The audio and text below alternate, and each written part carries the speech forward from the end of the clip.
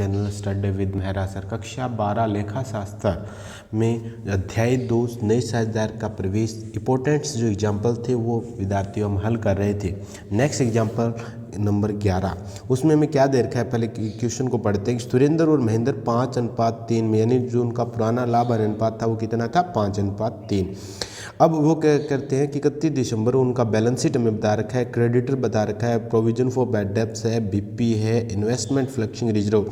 याद रखिए किस लिए होता है, यदि इन्वेस्टमेंट में कोई उतार चढ़ाव होगा तो उसके लिए हम यहाँ से समायोजन करेंगे, कम पड़ेगा तो रिवैल्यूएशन में ले जाएंगे, अगर ज़्यादा है तो साझेदारों के लाभ अनुपात में बांट दी जाती है। याद है ना बच्चों। उसी तरीके जनरल रिजर्व पड़ा है, उसको हम साझेदारों के लाभ अनुपात में हम क्या कर देते हैं विद्यार्थियों, बांट देते हैं। उसी तरीके से हमें बता रखा है कैश है, डेटर है, स्टॉक है, इन्वेस्टमेंट है, भूमि और भवन और गुडविल। याद है ना विद्यार्थियों, पहले से अगर ख्याति है तो उसको हम क्या कर देते हैं, बंद कर देते हैं old partner capital account debit to goodwill के नाम से। आगे एंट्री देखिए 1 जनवरी 2017 को अंकुर को नया साझेदार बनाया गया, पूंजी के रूप में 20,000 रुपये लाएगा तो cash account debit to Ankur capital हो जाएगा। नया अनुपात 3:3:2 है तो उससे हम उनका त्याग का अनुपात ज्ञात कर लेंगे।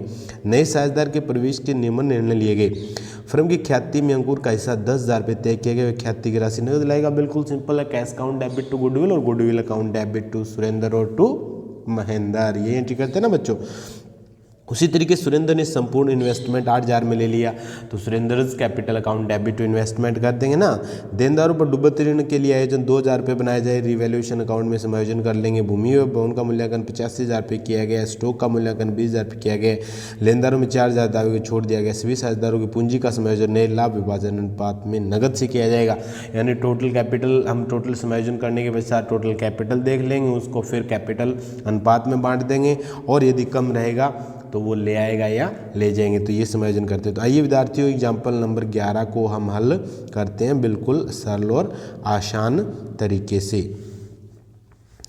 तो देखिएगा विद्यार्थियों एग्जाम्पल नंबर 11, कौन सा एग्जाम्पल कर रहे हैं हम, एग्जाम्पल नंबर 11। ध्यान से समझिएगा, साथ साथ में जो पॉइंट हमें दिए गए हैं उनको हम ध्यान से पढ़ेंगे विद्यार्थियों। बस याद रखिएगा, यही हमारा जो है वो कंप्लीट हो जाएगा। इस तरीके से हम तो जैसे सबसे पहले हम बना रहे हैं इसमें रिवैल्यूएशन अकाउंट, समझिएगा विद्यार्थियों आप। तो सबसे पहले रिवैल्यूएशन अकाउंट बनाएं। कौन सा अकाउंट बना रहे हैं, रिवैल्यूएशन अकाउंट। क्या क्या समायोजन करने हैं रिवैल्यूएशन, देखो कि देनदारों पर डूबत संदिग्ध ऋण के लिए आयोजन कितने बनाया गया 2,000, पहले कितना था अभी 1,000, अब कितना है 2,000, 1,000 रुपये बढ़ गया ना, सिंपल से। तो यहाँ आ जाएगा to provision for bad debts, revaluation account debit to provision for bad debts.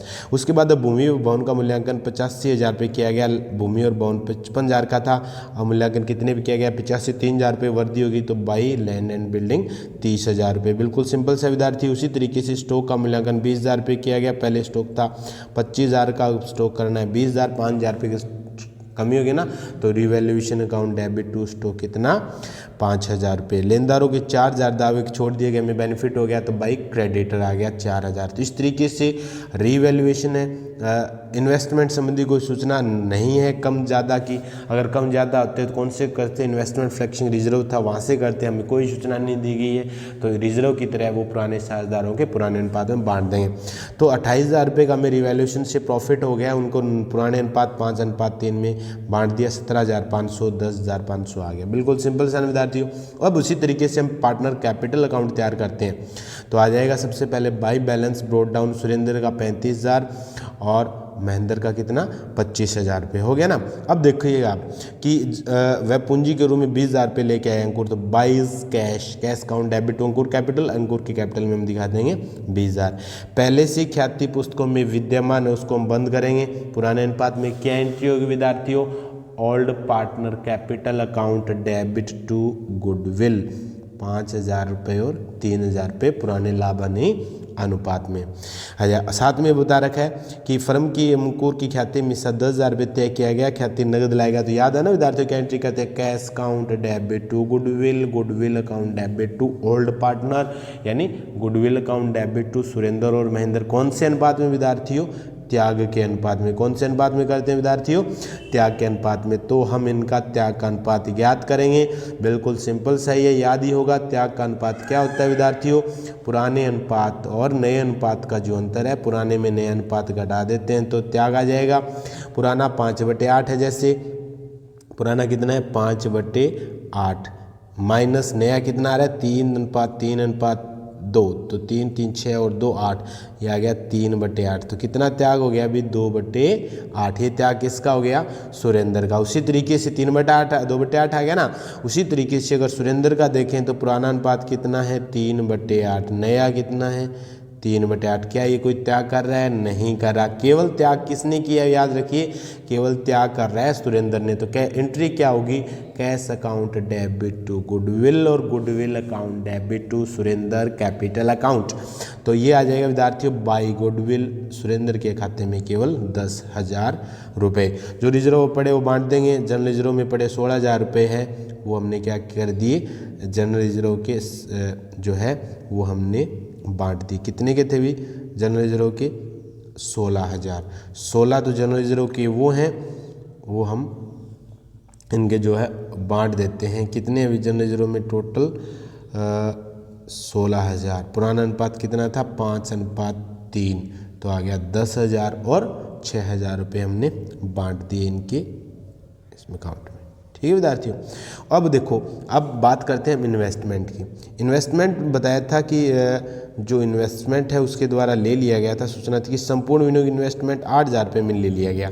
Investment था कितने का? 10,000। लिया कितने में? 8,000। 2,000 रुपये की इन्वेस्टमेंट में कमी हुई है, उसको कहाँ से पूर्ति करेंगे? सबसे पहले तो इन्वेस्टमेंट लेने की एंट्री होगी Surendra capital account debit to investment, ये तो हो ही होगी।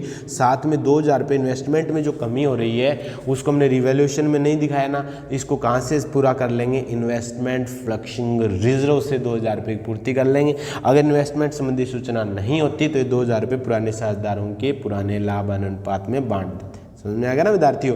तो ये इन्वेस्टमेंट 8,000 2,000 की कमी को वहाँ से पूर्ति हमने कर ली है, गुडविल की होएगी। समझ में आ गया?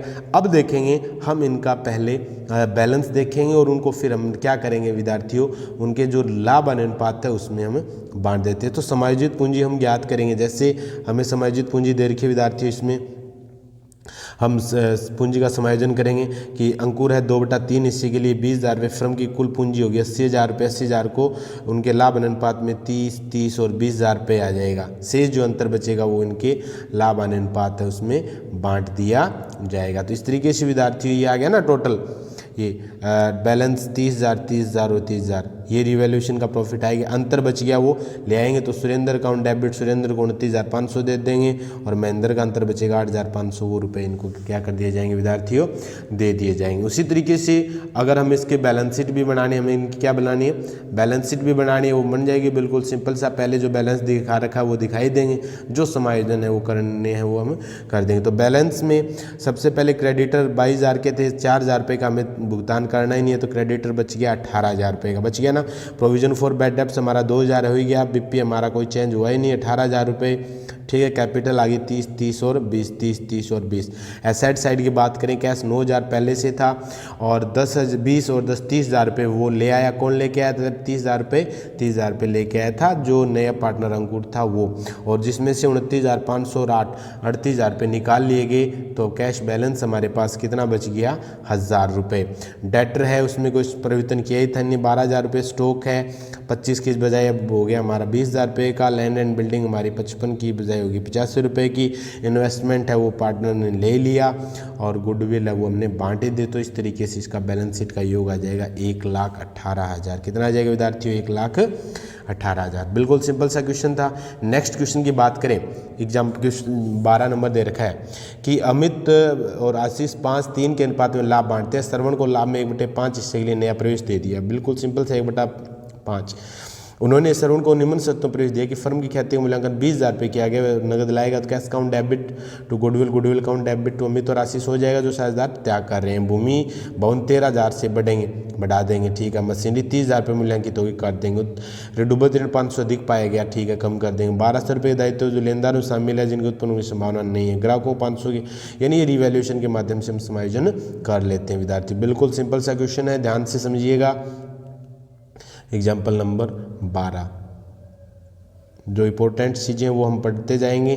और देखिएगा सबसे पहले हम बना रहे हैं जी इसका रीवैल्यूएशन अकाउंट। कौन सा अकाउंट बना रहे हैं? रीवैल्यूएशन अकाउंट बनाते हैं विद्यार्थियों। बनाए तो देखो क्या क्या समायोजन करना था। हमने पढ़ा था भूमि व भवन 13,000 रुपये से बढ़ेंगे। पहले कितने के थे? भूमि और भवन 25,000 का, अब 13,000 और बढ़ जाएगा, यानी 25 और 13 38,000 का हो जाएगा। तो बाई आ जाएगा, संपत्ति में वृद्धि हो रही है बाई लैंड एंड बिल्डिंग 13,000 रुपये।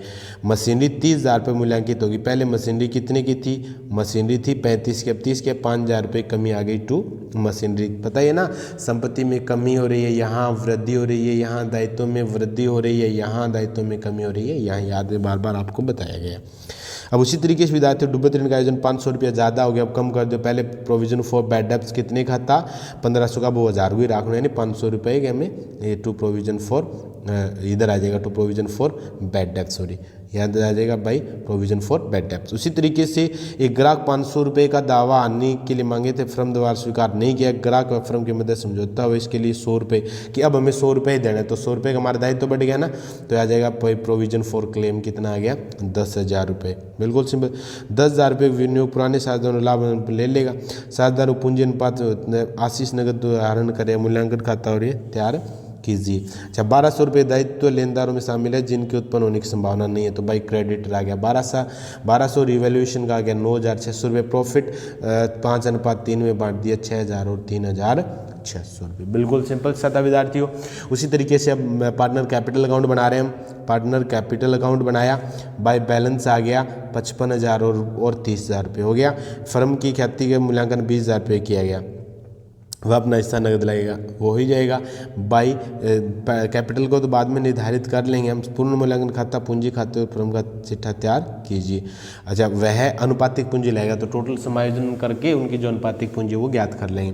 तो गुडविल के लिए समायोजन करेंगे। पहले तो goodwill cash account debit to goodwill और goodwill account debit to Amit और आशीष। पुराना अनुपात है वही इनका त्याग का अनुपात होगा, 5:3 में आ गया। टोटल गुडविल कितनी निर्धारित की गई थी भी? फर्म की ख्याति 20,000 है, 20,000 में 1/5 उसका हिस्सा हो गया 4,000 रुपये। 4,000 5:3 में कर देंगे 4,000 रुपये, तो 2,500 रुपये और 1,500 रुपये आ गया बाई गुडविल हो गया।